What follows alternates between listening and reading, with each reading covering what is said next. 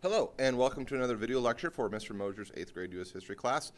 This will be a two-part lecture series looking at the 1920s, known as the Roaring Twenties, a time of tremendous prosperity. The textbook readings for this comes to us from our textbook, from these chapters and sections. Boom Times, 752 to 756. Life During the 20s, 1975 to 758 to 764. And the Jazz Age, 765 to 769. Our guiding questions today are: what are consumer goods? What types of consumer goods became popular during the 1920s? Who were the flappers?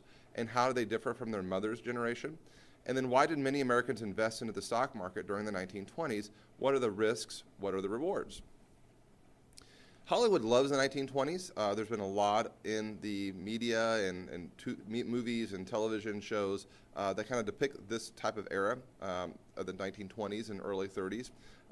You've got Boardwalk Empire, you've got Chicago, there's been a lot, Harlem Nights, a lot of different types of representations of the 1920s, the Great Gatsby.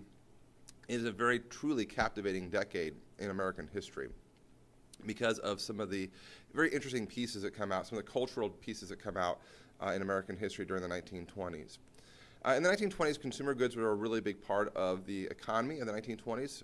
Many people could now afford, in large part thanks to the Industrial Revolution, new consumer products. And probably the most important consumer product that came out during the 1920s was the affordable car, in large part thanks to the use of the assembly line with Henry Ford and the Model T. So cars will kind of usher in this new generation of being able to purchase vehicles, a more faster paced society. We could travel easier and go further places. But there are other consumer products as well that come out in the 1920s, things like refrigerators, vacuum cleaners. After World War I, there's this drive for manufacturing of goods and products that create products for the home consumer to make life easier and to make life more comfortable. And because more and more electricity is now being brought into these major cities and towns, these electrical appliances become more and more relevant and more important.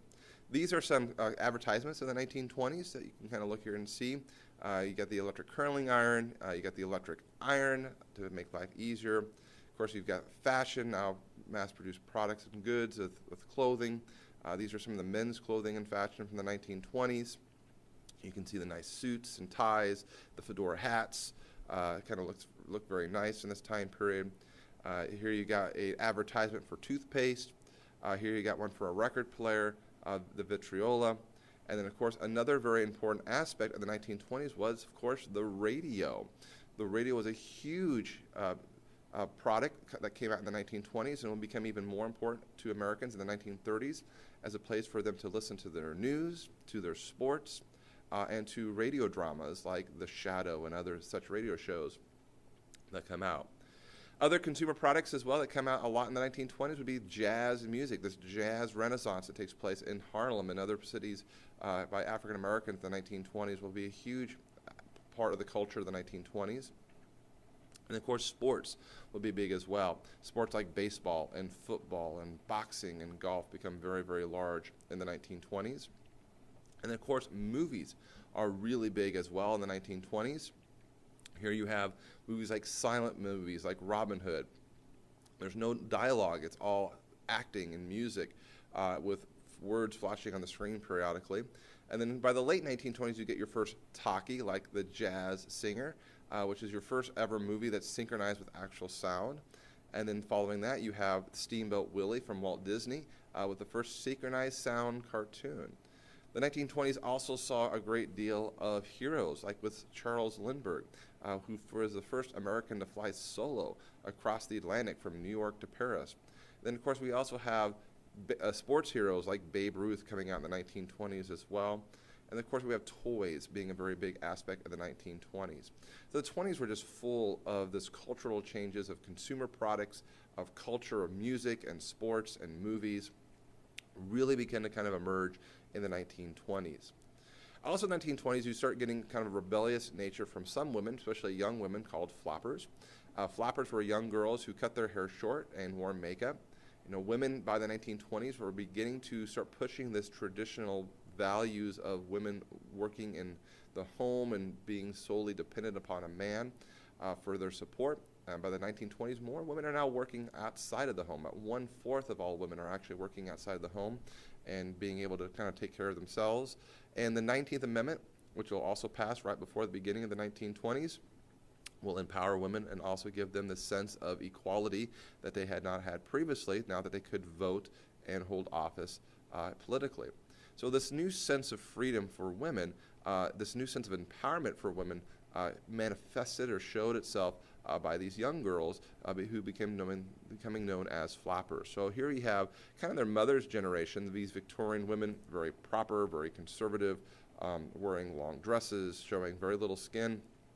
The neck's covered, the wrists are covered, the ankles are covered, only see the face and the hands. But by the 1920s, many women started kind of pushing back and redefining what it meant to be a woman, and having this idea that we should, as women, have as much fun as the men are having. And this creates this kind of very flapper lifestyle and flapper culture, which was kind of this rebellion streak that happens in the 1920s. And we can kind of see that women style of dress and hair and attitudes begin shifting during the 1920s and really even there and beyond. Of course, the most famous hairstyle was the bob, which is the short hairstyle that would be very quick and easy for women to get ready to go out to the nightclubs, to listen to the jazz music, and go to those particular events at that time period. Question number 3, what did stores consumers do to encourage them to buy more goods? We also see in the 1920s the use of something called credit, where you could buy now but pay back later in monthly installments. This will encourage more consumerism in the 1920s as well, as more people are buying more products. 3 out of 4 cars in the 1920s were bought on credit. That probably is a higher number today. And then major appliances like washing machines and radios were also starting to be bought on credit in the 1920s. This was a change in attitude of consumerism in the 1920s, where before you paid things by cash, but now you could buy things by credit to buy more products. And so businesses really encourage this practice of borrowing and going into some debt to be able to buy some of the products of the 1920s.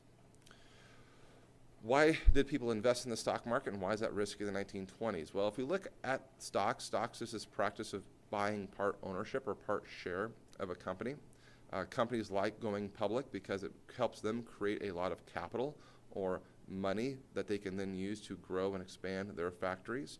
And the public likes buying stocks and shares because if you invest wisely into a company, then you can share in that profit. As the value of your stock that you purchase goes up, if you eventually decide to cash out on that stock, you will make a nice little hefty profit. And if we look at the American stock market for the last 100 years, it's generally gone up. However, if we look closer, there are a lot of these ups and downs in specific smaller chunks of time. And that's one of the risky natures of investing in the stock market, is you really don't know when you buy stock in a company if its value is going to go up or go down. So you're kind of gambling a little bit. If you've done your research, you've done your diligence to make sure that you're investing in a healthy company, hopefully that stock will go up, but you really can't predict the future with any great deal of certainty. In the 1920s, a lot of Americans began investing in the stock market because the stock market was doing very well. Through all this consumerism that was going on, more and more people were investing into the stock market because the economy of America was doing very well. And they were seeing the stock prices just go up and up and up. And for a lot of Americans in the 1920s, they felt now would be a good time to invest into the stock market because they felt that they would never have a drop in stock prices. The economy was just doing so well. There's so great deal of optimism in the 1920s that they figured stocks would just keep going up forever.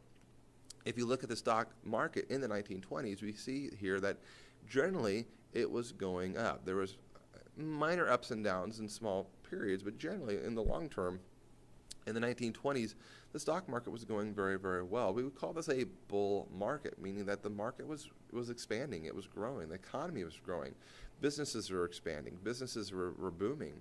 And in the 1920s, more and more Americans felt very strongly that the stock market was going to keep going up and up. So they felt good about the 20s economy. Most Americans felt good about the nation's economy. Now, not everybody was benefiting from this, but the average American felt that the economy in the 20s was doing well, and it was going to keep growing. And this would be an opportunity to strike while the iron's hot, right? To get into this opportunity to make money by investing into the stock market. and hoping to cash in on the success of the stock market. And so during the 1920s, to encourage more people to buy in stock, a practice known as margin buying came into effect. And margin buying means that you're going to borrow money to buy stocks. And you can borrow that from a stockbroker, who then may in turn borrow that from a bank. So stockbrokers would borrow money from banks. They would invest into stocks, hoping that the stocks would just keep kind of going up.